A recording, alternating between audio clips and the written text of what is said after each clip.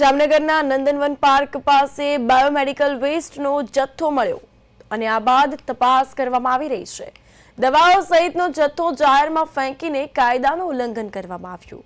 હોસ્પિટલનો કચરો હોવાની માહિતી સામે આવી છે।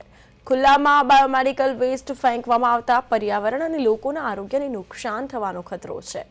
આવા કચરાથી રોગચાળો ફેલાવાની શક્યતા વધી ગઈ છે।